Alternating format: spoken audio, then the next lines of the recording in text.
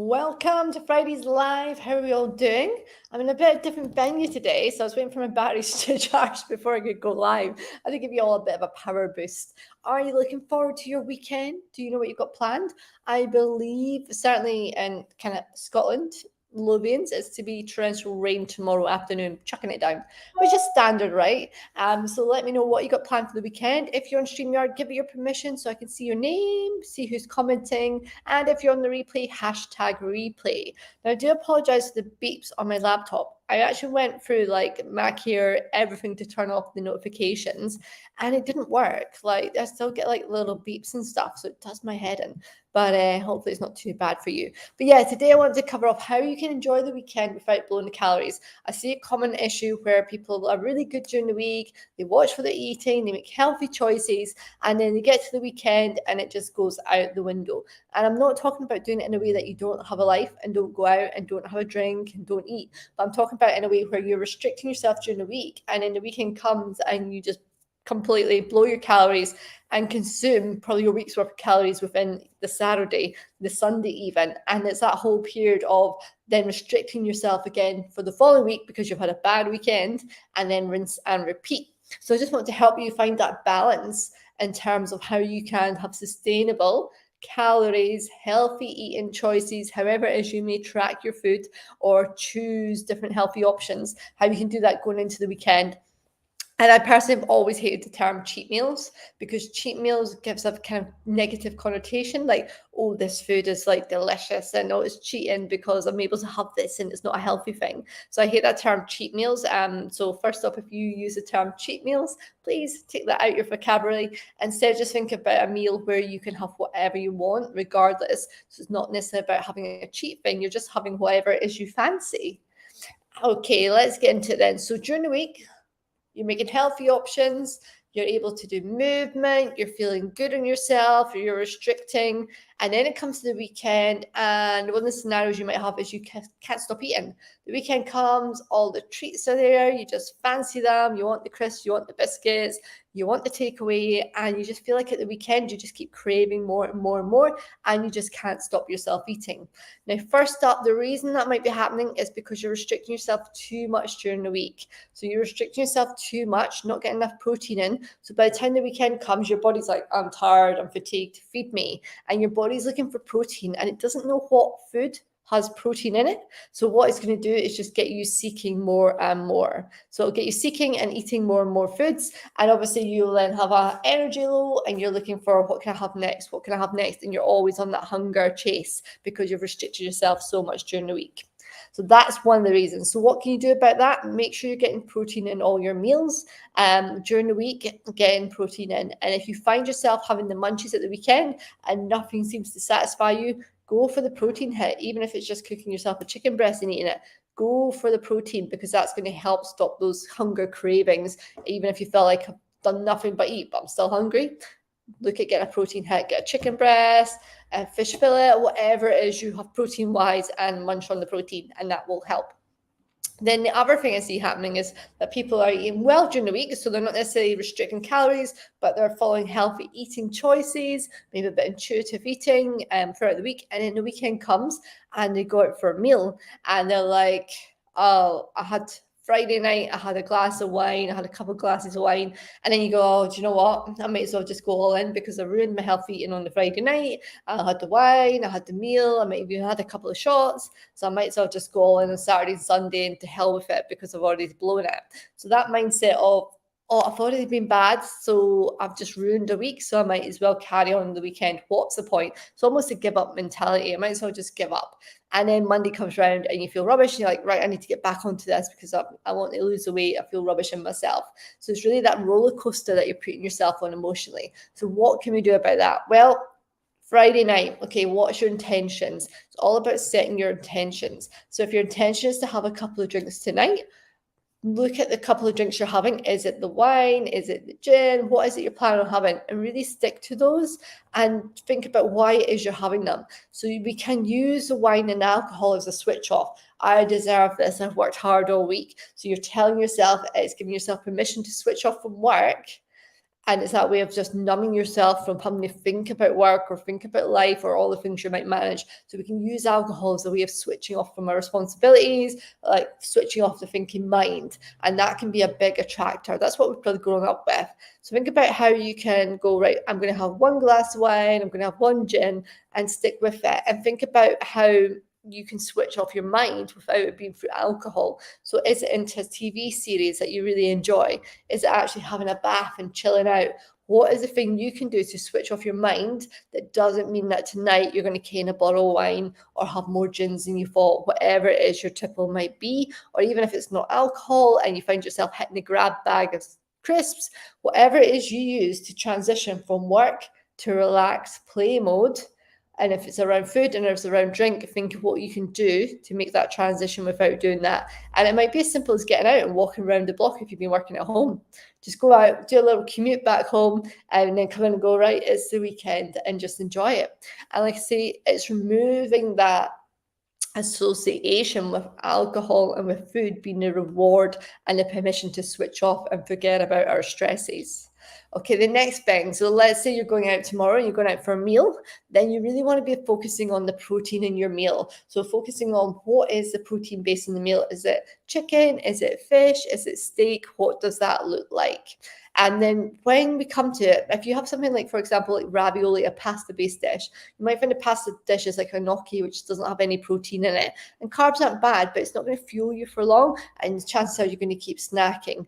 So when it comes to things like ravioli, which might have stuffed crab in it, yes, that's great, but it's not going to fulfill you. So really think about when you can get like a whole piece of protein in a dish and choose that dish. And then when it comes, let's just say, for example, it's steak and chips with a bit of salad.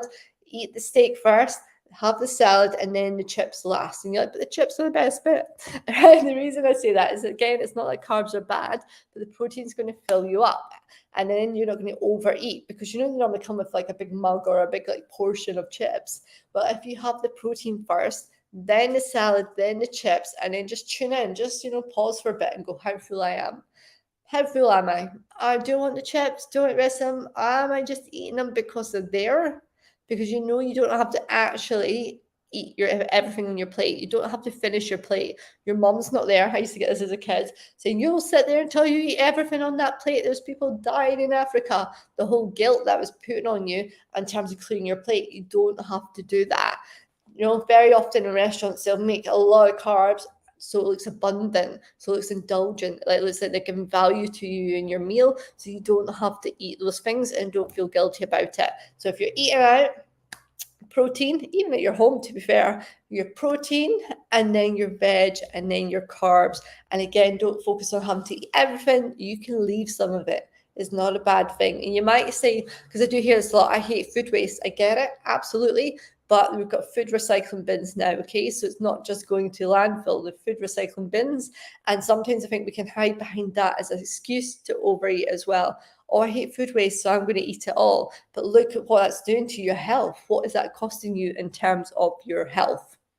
All right, so again, if you're at home or eating out, then think about hydrating with water. I'm all about the water. And if you're eating out, especially, chances are there's more salt on your food than you would do normally. I remember recently I was eating out and I had a steak and I could see the big like crystal salt on top of it because I never add salt to my food normally. And it's that whole thing of going, right, actually, I know the food's going to be saltier. That means that it's going to cause me water retention. So I'm going to feel a bit bloated afterwards. It's going to make me thirstier. So if I'm having a glass of wine or a drink with my meal, it's going to make me drink more as well. And making sure that you're asking for tap water. Some places are really good and just bring water as standard. Other places you do have to say, hi, can I have some tap water? And they might just bring you a glass rather than a bottle. And then it's just saying, sorry, I'm going to drink a lot, so can I have a bit more than that? And it's that thing about sipping it throughout your meal. So you can have your alcohol, you can sip your water alongside it. I remember the first time I went to Australia many, many years ago, and it was just standard practice in Australia with your meal that you got water. Like I say, we are better here now. But yeah, just be really conscious about that because it's going to help counteract the water retention with the salt. And the first that you're going to have off the back of that salty meal means you've got the water there, rather than having your drink and like downing your drink and going, oh my God, I need another glass, another one. And before you know it, you've had more than you realized, and you're probably overeating as well, because the alcohol is causing you to eat more, and you're dehydrated, so you're drinking more. So it's a real cycle. Okay, so we've got focus on the protein, sipping the water. And then the third one that I'm going to share with you, let me just get a drink of water myself. Oh, and the bonus one I gave you as well is about not feeling like you have to eat everything on your plate.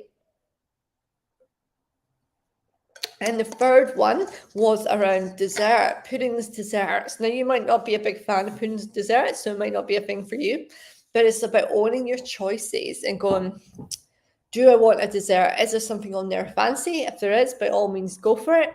If somebody wants to share it with you, fine. If they don't, not an issue. Either way, own your choices. But what to do is have a dessert. I done this the other day. I had last Saturday, I had a baklava. It's quite big, actually. I wasn't sure I was going to finish it. And then I had a pot of tea with it. So rather than having the alcohol and the dessert, choose one or the other. Liquid dessert, as I call it. So choose one or the other. You might be like, oh, actually, I'm going to have a cocktail for dessert. Yeah, so think about maybe having a cocktail or a drink for dessert, opposed to a dessert itself, or a pudding as some people call it.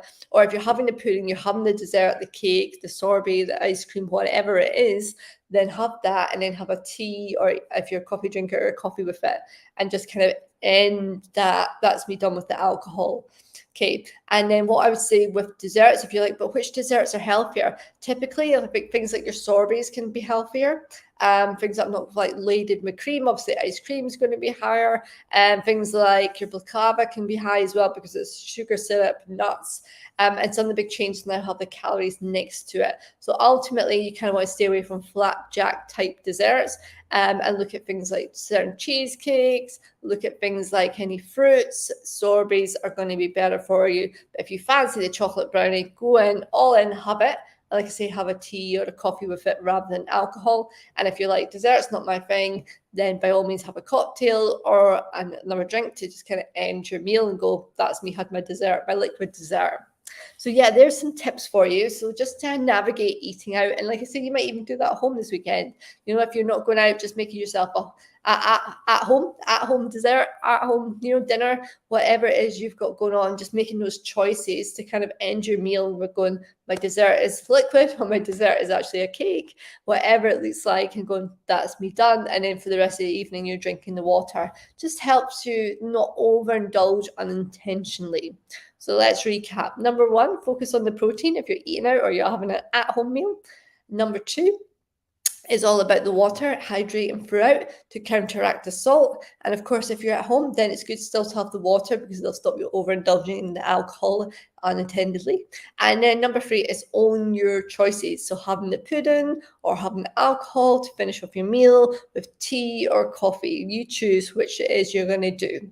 And then the bonus one was all about looking at your fill level. How full am I? I don't have to finish the whole plate. If there's leftovers, if you're at home, some of the restaurants now let you take stuff home as well, but just going, I don't actually have to eat it all, and just tune in. And if you're not sure what does full or stuffed feel like, just have that pause. Stop and have a pause and go, I'm enjoying my meal, but actually if I eat that, I'm going to enjoy it, or I'm going to feel like, oh, I've eaten too much. So really tune into your hunger cues. And sometimes that can be a bit difficult, a bit challenging if you're a fast eater or you're in a social environment, but just stopping and taking that pause. I think we always feel like we have to eat quite quick when we're out and about, but just, stop, take the pause, tune in. Where's my hunger at? What am I feeling? What am I fancying? Do I want more? Great. If I don't, then you don't have to finish it, because that's what can lead to a lot of overeating as well. And then the next day, you're back on it. Make your choices for breakfast, your protein choices for lunch and dinner. And just because you had a few drinks, say tonight, doesn't mean you have to have a few drinks on Saturday night. So make the choices that align with where you want to go, and go, actually, so if I'm going to have drinks tonight, a meal tonight, cool, that's my weekend. My calories for the weekend done. I'm going to go back to my healthy choices. And then if you get to like Saturday night and you get a bit of a craving for a drink, go, actually, does that align with where I want to go in terms of my health journey, my weight loss journey? If yes, then have a few drinks. If not, then just think about if those cravings are really bad, what is it that's making you crave it? Is it the habit? Is it because you're giving yourself permission to switch off? Something going on in your life that's stressing you out that you're not too happy about? So just really tune into your cravings and the why. And like I say, if you're restricting yourself all through the week and you find at the weekend you keep wanting to eat and eat, then the chances are it's because you're craving protein. And then the tips around for your food is your protein, making sure you're sipping your water, then choosing alcohol versus putting one or the other rather than having it all. And then just that bonus of checking where your fuel levels are, how full am I, do I want more, do I not? And that'll set you in good stead and help you to stop blowing your calories at the weekend. Still enjoy your weekends. Just make positive choices that are going to align with your weight loss goals and where you want to go. All right, team, go enjoy your weekend. Any questions on that, pop them into DMs or join me on the Wild Healthy Women group, and I'm more than happy to answer your questions, any queries. And even if you go on the weekend and you think, oh, I'm not sure what, it didn't feel like it worked for me, I'm not sure what I did or didn't do, then pop into the Healthy Wild Women group. Tell me about the scenario and I'll come back with some things that you can maybe look to do for the weekend ahead. But go stay hydrated, have a good one, whatever you're up to, and I will catch you all next week.